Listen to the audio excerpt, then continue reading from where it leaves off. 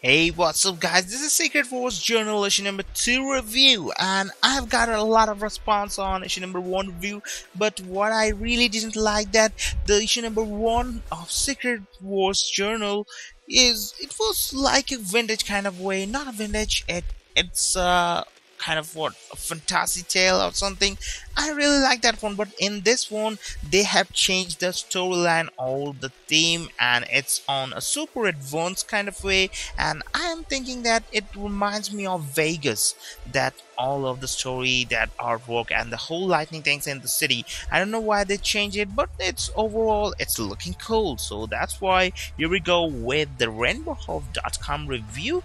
This is the way I see it. So this review is by who's the writer, who's the greatest writer I've seen in this, and this is by, oh no, okay, or his or her name is not there, but the credit goes to the rainbowhub.com, this review writer. So the way I see it, when it comes to the inevitable end of the universe, you have two choices. You can go out in a blaze of gonads, out bullets spraying, villain punching, comic violence in a mercenary but undeniably awesome attempt to live your last few weeks or days in style, or to indulge in some gorgeously tragic but poetically fertile and ultimately self-destructive pathetic final struggle, the kind that involves eating a lot of disgusting things and probably falling to your knees and screaming no at some point. Can't decide? Well, it turns to you can have it. That is the apocalypse both ways, just as long as you're reading Secret Wars Journal. Just like the first issue, Secret Wars Journal issue number 2 delivers two different takes on a very similar theme, a final futile effort to stick to it. The man in the face of terrible odds. The first story, the hunt casts Misty Knight and Paladin as gun-toting, convertible driving cops in Killville, a neon-colored urban jungle full of giant casinos, zany supercriminals, and kung fu movie physics. So while chasing down a criminal, Misty and Paladin find a special coin.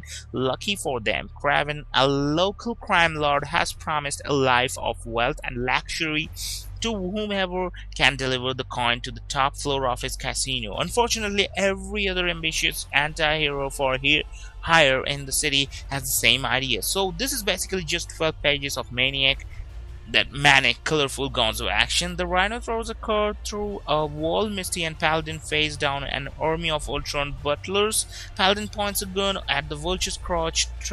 Tarantula shows up with some poison-tipped cowboy boots. So in the end, Misty lets Paladin take a bullet for her. But anyways, in the other side, the second story is Hell's Kitchen. We see the flip side of that argument. It turns out that Mud Murdoch's enhanced senses are good for more than just punching criminals and rigging jury.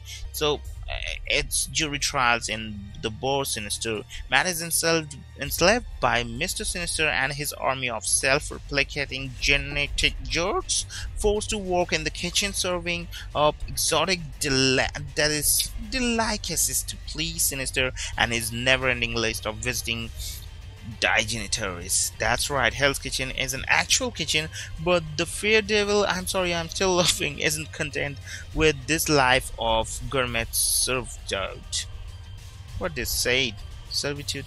So Matt has a plan to take down Mr. Sinister and free his true love, Elektra, in the process. This is an enjoyable, macabre little story, but above all, it is simply beautiful to look at. Jonathan Marks and Miroslav Morva draw in big, watery brushstrokes of unoutlined reds and pinks and blacks, their unique style and palette colors, flesh and blood and red wine just as gorgeously as Sinister's glowing red eyes and Elektra's acrobatic fighting style. So it all ends pretty horribly, and for a story about slavery, mutilation, and monster eating, that's saying a lot. So hope you guys have enjoyed that one.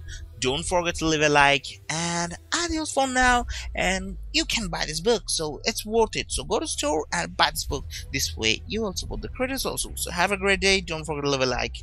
Adios.